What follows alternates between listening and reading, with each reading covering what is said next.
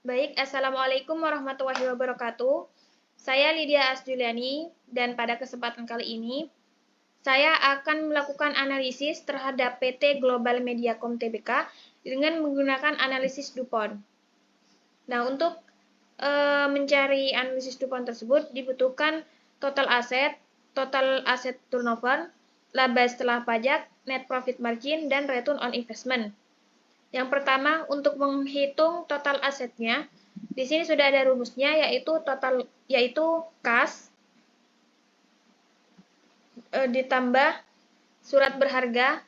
Dalam hal ini surat berharga itu sama dengan total ekuitas ditambah piutang dagang ditambah dengan persediaan dan ditambah dengan total aktiva.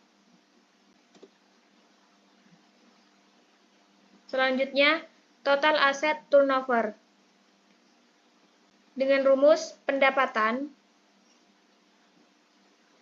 dibagi dengan total aset. Kemudian, laba setelah pajak.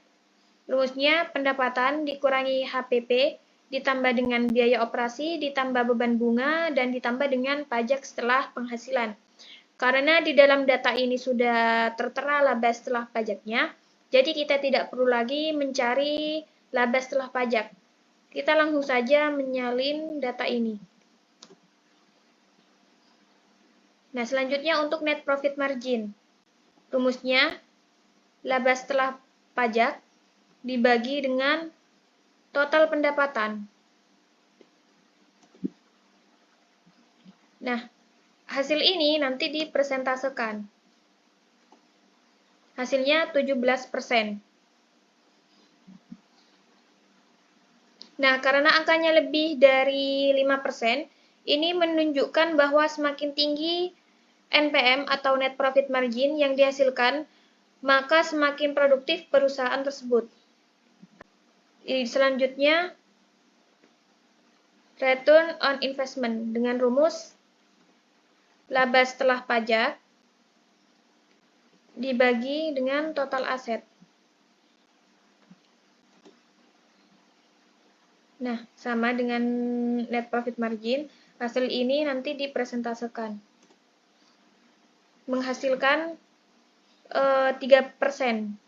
Nah, angka ini menunjukkan bahwa pengembalian perusahaan kepada investor dibilang cukup rendah karena ROI atau return on investment yang dibilang cukup baik apabila di atas 5%. Jadi semakin rendah ROI perusahaan maka semakin rendah laba tahunan investor, dan apabila semakin tinggi ROI-nya maka semakin besar pula laba tahunan investor terhadap perusahaan Global Mediacom. Mungkin itu saja yang bisa saya sampaikan. Selebihnya saya mohon maaf. Assalamualaikum warahmatullahi wabarakatuh.